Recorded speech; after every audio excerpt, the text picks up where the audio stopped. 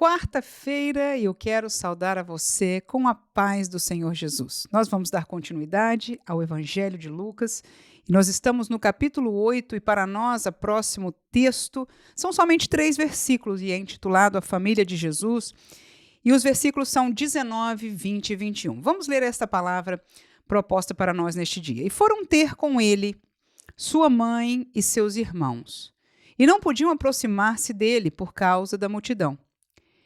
E foi-lhe dito: estão lá fora tua mãe e teus irmãos e querem ver-te. Mas, respondendo ele, disse-lhes: minha mãe e meus irmãos são aqueles que ouvem a palavra de Deus e a executam.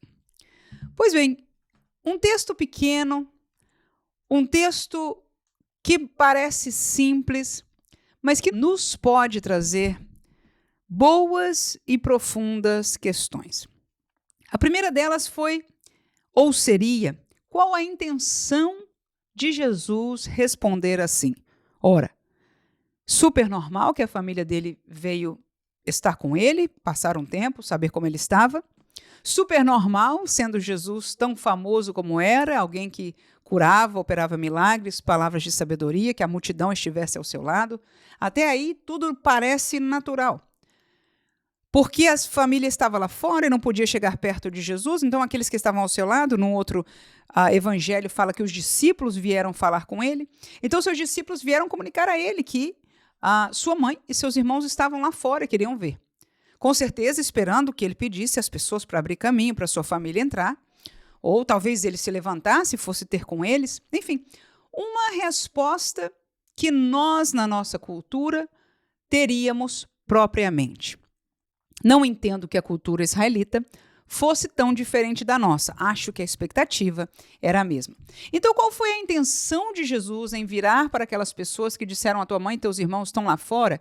E ele dizer, a minha mãe e os meus irmãos são aqueles que ouvem a palavra de Deus e as executam. Ora, a primeira pergunta seria, será que Jesus estava desprezando a sua mãe e os seus irmãos? Claro que não. Jesus, a palavra viva, o Filho de Deus, ama a família. Foi ele quem criou o homem e a mulher e disse, crescei, multiplicai-vos, frutificai, enchei a terra. A noção de família e o guardar desta beleza, desta célula da sociedade chamada família, é algo que Deus preza em todas as escrituras sagradas e Jesus não poderia estar contrariando.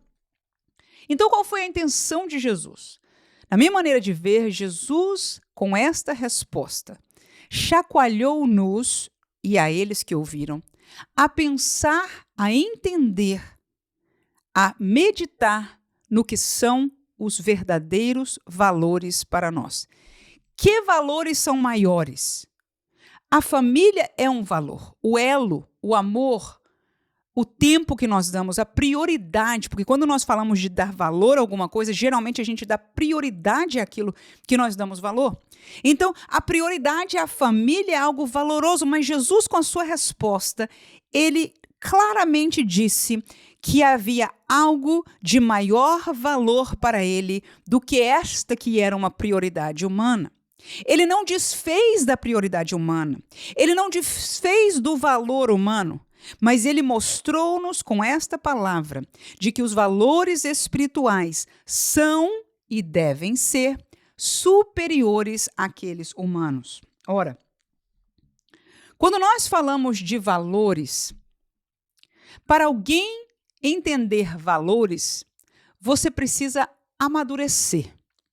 Há pessoas que envelhecem e não conseguem pesar e pensar nos seus valores, porque se ocupam tanto com as coisas do dia a dia, com o mover do dia, como um adolescente que tem a sua escola, os seus afazeres, os seus amigos, e nunca para necessariamente, não todos com certeza, mas é natural da idade, não pensar e se aperceber nas grandezas, nos valores, no que há de maior, na maior importância para a sua vida.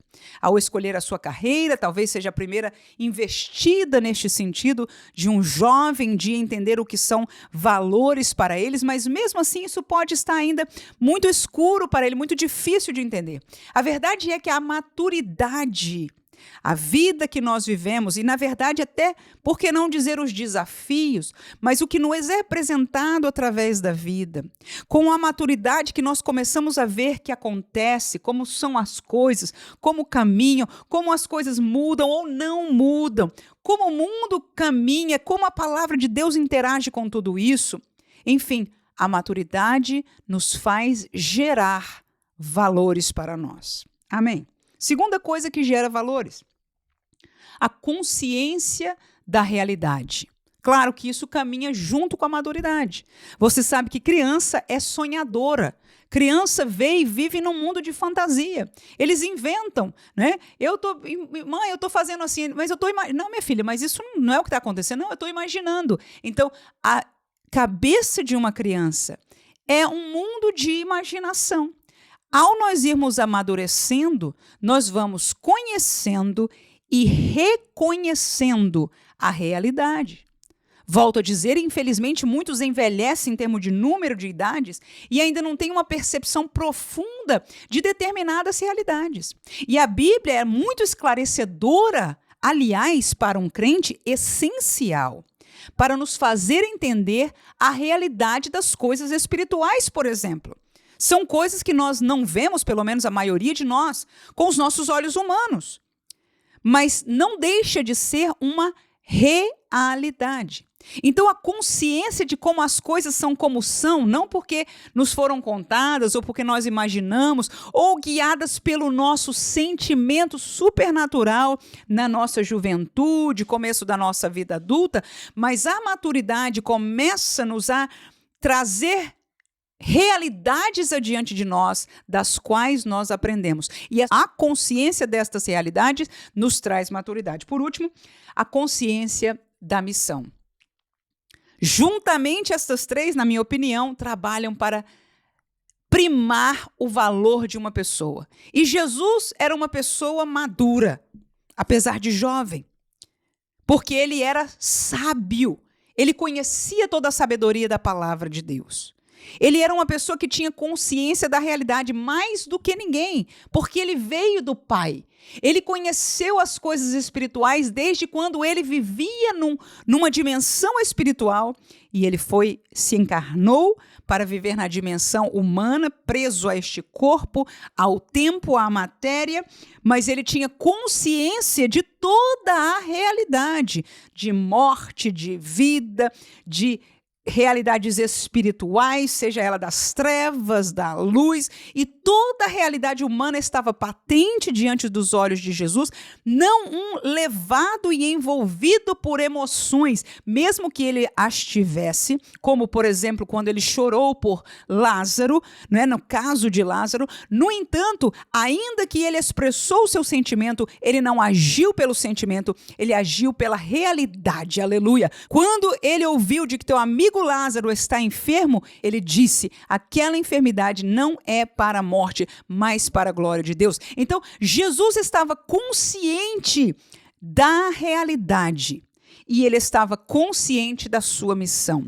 Jesus não veio ao mundo para passar um tempo, para ser uma pessoa de que todo mundo pudesse olhar para ele, não.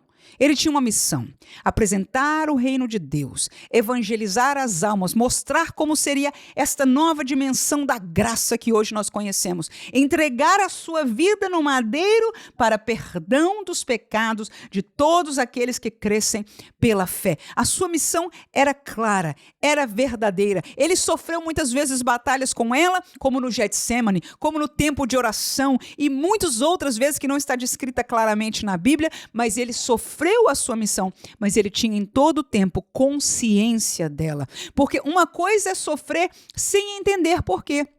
E muitas vezes é a nossa realidade. Nós nos perguntamos a Deus, por que, Senhor?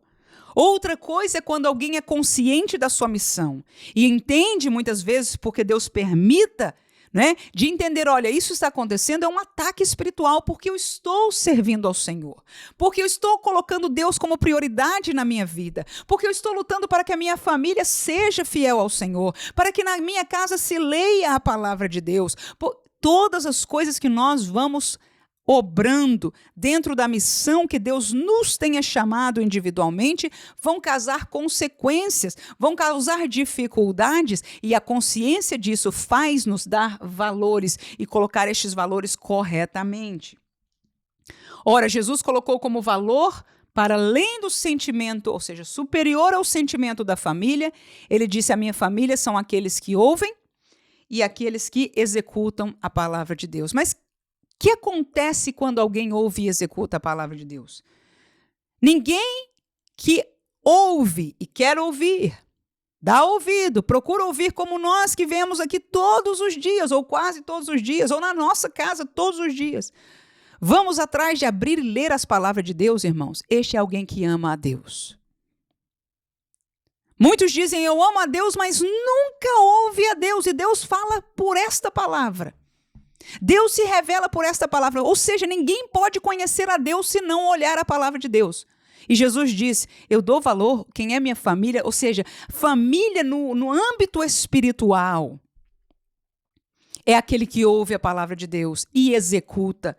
E a primeira coisa que eu olho de quem ouve e executa é que este ama a Deus verdadeiramente. Este reconhece o valor da palavra de Deus, que é a única revelação de Deus para nós. A palavra, esta Bíblia sagrada aqui, é a única revelação de Deus para nós. Esta pessoa que ouve e executa a palavra tem um espírito de obediência. Sim ou não? Ele diz: quem ouve e executar significa obedecer. A palavra de Deus confronta-nos, irmãos, sempre. A mim, ela me confronta muitas vezes. Me põe em situações que eu não gostaria de fazer, não gostaria de agir assim ou de sentir assim. Contrário à minha vontade muitas vezes. No entanto, aquele que executa a palavra, ele tem um espírito de obediência. E a Bíblia diz, inclusive, que Jesus, ele foi obediente a Deus até a morte de cruz. Quem ouve e executa a palavra de Deus teme a Deus. Então, todas as virtudes que o Senhor sabe que são virtudes lindas daquele que pertence ao reino de Deus. Então, qual seria o meu pedido? Qual seria a minha oração? Depois de ler estes 3 versículos, que eu pensei que não ia falar quase nada, mas até que nós aprendemos alguma coisa, de certa forma, profunda. Primeira coisa, eu quero ser a família de Jesus espiritual. Eu quero ser destes que ouvem e executam a palavra de Deus. Segunda coisa, eu quero pedir ao Senhor que me dê mais maturidade. Porque por falta de maturidade, como nós dissemos, muitos se escandalizam na palavra. Não entendem por que Deus permitiu morte, por que tem isso, por que é assim. Esta falta de maturidade faz com que as pessoas se escandalizem. Mas se alguém crescer em maturidade no conhecimento da palavra, conhecerá a realidade como ela é, não como ela é vendida pela televisão, não como ela é vendida pela mídia em geral, não como ela é vendida pelos espíritos das trevas, mas como ela é na sua realidade. É pela palavra que nós amadureceremos, teremos estes valores espirituais através do conhecimento da verdade. Então eu peço ao Senhor que a cada dia me dê maturidade para que eu não me escandalize das coisas que eu leia e da realidade da minha vida. E por último, eu quero ter os mesmos valores que Cristo tem. Quero amar a minha família. Deus me deu uma família linda, que eu amo de todo o coração. Mas eu peço a Deus que me dê força e entendimento e crescimento e maturidade espiritual para dar a prioridade aos valores espirituais na minha vida. Quando eu falo isso, até me dói, porque nós amamos a nossa família. Mas em nome de Jesus, esta é a minha oração. Aleluia, porque eu quero, antes de mais nada, ser uma serva fiel do Senhor. Que Deus abençoe a você neste dia e possamos juntos trazer essa oração sincera diante do nosso Deus. Amém.